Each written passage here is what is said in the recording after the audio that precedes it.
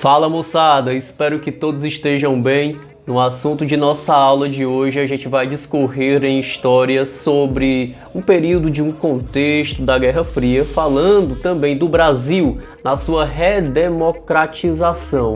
Então, fiquem atentos e vamos para a nossa aula.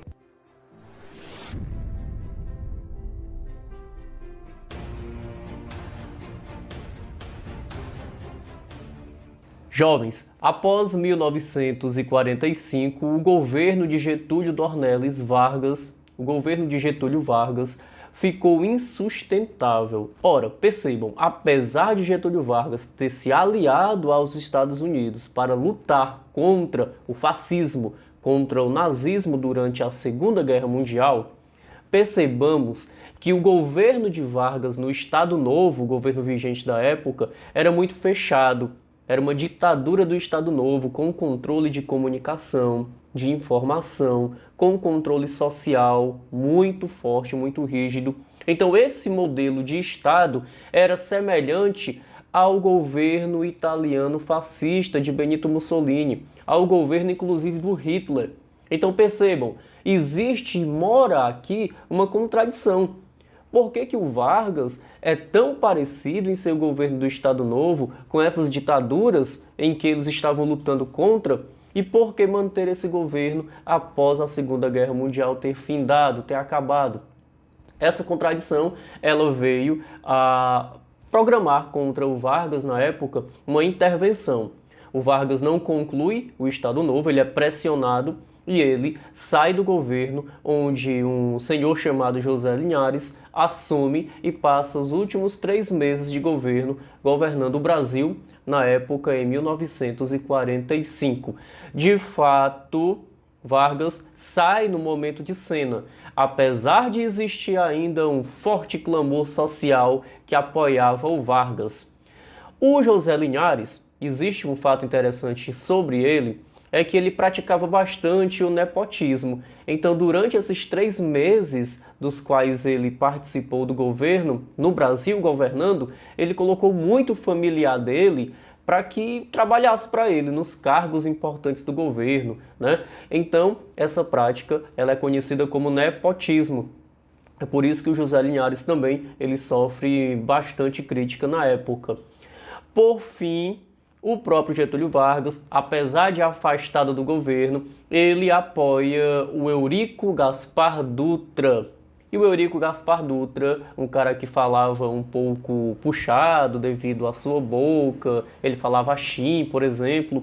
Esse chiado dele típico também era um chiado de falta de oratória. Ele não sabia se comunicar direito, mas devido ao apoio de Getúlio Vargas, ele consegue e logra o êxito vencendo as eleições. E em 1946, ele começa a governar o Brasil em um contexto badalado de 2 potências no mundo, que eram os Estados Unidos e a própria União Soviética.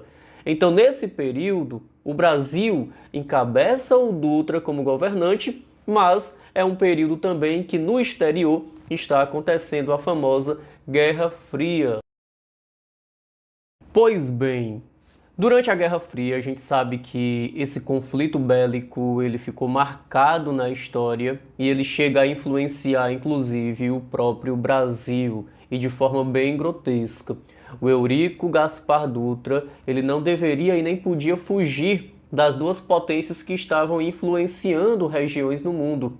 Então existia no Brasil também uma forte disputa e um forte debate entre grupos ideológicos, os liberais, os comunistas e socialistas e os nacionalistas. O Eurico Gaspar Dutra, ele era do Exército e, seguindo a tradição do Exército, ele promove um governo centralista também, centralizado. Neste mesmo sentido, o Eurico Gaspar Dutra, ele, passando a se aliar com os Estados Unidos, começa a colocar inclusive os partidos de esquerda, socialistas e comunistas, na ilegalidade. Alguns historiadores citam que nesse momento o Brasil recua na democracia, porque a democracia permite liberdade para qualquer um poder expressar a sua ideia e o seu partido. Então Dutra ele proíbe os comunistas porque ele está se alinhando e se aliando com os Estados Unidos na época. Percebam aqui, o Dutra ele começa a agir com mãos de ferro, impede os partidos comunistas de poderem participar da política, inclusive ele manda fechar até sindicatos. Mas por que isso ocorre? Porque durante a Guerra Fria, os Estados Unidos estavam tentando barrar, estavam combatendo qualquer influência socialista. E já que o Dutra se alinhou aos Estados Unidos, ele deveria obedecer também à linha estadunidense, impedindo a influência socialista. É por isso que os partidos comunistas e socialistas ficam na ilegalidade na época. Uma questão assim até importante de salientar e de citar também é que durante esse contexto pós Segunda Guerra Mundial, o mundo ele já adentra em uma guerra de influência, que é justamente a Guerra Fria. Por que Guerra Fria? Porque era muito gelado na época o tempo ou o território? Não. Guerra Fria porque não aconteceu propriamente um conflito direto entre as grandes potências, entre os Estados Unidos e a União Soviética. Porém, ambos estavam influenciando outros países. Acontece a Revolução Cubana com influência socialista. Acontece a Guerra da Coreia com influência capitalista e socialista, a Guerra do Vietnã, dentre outros conflitos que a gente ainda vai poder estudar futuramente. Um fato interessante para citarmos é que, na época, o Eurico Gaspar Dutra, apoiado pelo Getúlio Vargas, ele disputa com um brigadeiro, que ele era um antigo participante de uma revolta, a Revolta dos 18 do Forte de Copacabana, no Rio de Janeiro. E o brigadeiro, que é um título de um militar, ele estava disputando no momento e quando ele participou dessa revolta dos 18 do Forte, ele foi baleado, ele perdeu um testículo, né? E o que ocorre? Durante a sua campanha, o povo começa a fazer um doce que é chamado de hoje, por exemplo, de brigadeiro. E sabe por que o nome do doce é brigadeiro? É em alusão ao acidente que ele teve na guerra, onde ele perdeu um dos testículos, ele foi baleado, e passaram a chamar de brigadeiro devido à homenagem a ele. Inclusive existia propaganda de política e tudo relacionando a isso. É um fato, apenas uma curiosidade para a gente estar abordando na aula, tá bom? Não menos importante, a gente coloca em ressalva agora o Plano SALT do governo Dutra. O Plano SALT, para as iniciais Saúde, Alimentação, Transporte e Energia, foi implementado durante o governo Dutra com bastante investimento do capital dos Estados Unidos. Ou seja, os americanos, buscando o apoio e a influência do Brasil, injetam um empréstimo em dinheiro para o Brasil investir no Plano SALT.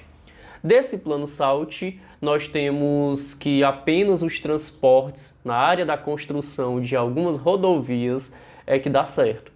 A saúde, ela não vai ser tão investida e nem vai dar muito certo no governo do Dutra, e nem também a alimentação. E, por exemplo, a Via Dutra foi construída na época do governo Dutra com esse investimento dos Estados Unidos no Plano SALT. No conjunto da obra, o Plano SALT não teve tanto sucesso. Eurico Gaspar Dutra, militar, ele tinha na época também um governo muito baseado no moralismo. Então o pensamento moralista, ele quer impedir certos costumes que eles julgam que não são corretos. O moralismo conservador. Então o Dutra ele proíbe, por exemplo, os jogos de azar, as apostas, as casas de shows. E aí a sociedade vai até manifestar contra ele na época, porque muita gente que tirava o seu dinheiro dessas apostas, que tirava o seu dinheiro desses jogos, trabalhando de forma informal, por exemplo, essa galera tinha o ganha-pão com isso. Então acontece uma manifestação. E por que o Dutra proíbe? Porque a sua mulher, que recebe o apelido de Santinha, muito Carolina da igreja, ela na época era contra esses costumes ruins E o Dutra, por ser moralista igual a sua mulher, também proíbe, mas existe uma pressão social em cima dessa decisão de Dutra. Muito bem, esse é o nosso primeiro assunto da redemocratização. Espero que tenham compreendido. Caso não, retornem ao início do vídeo, assistam novamente. Qualquer dúvida, podem aí estar entrando em contato também. Fiquem com Deus e até uma próxima.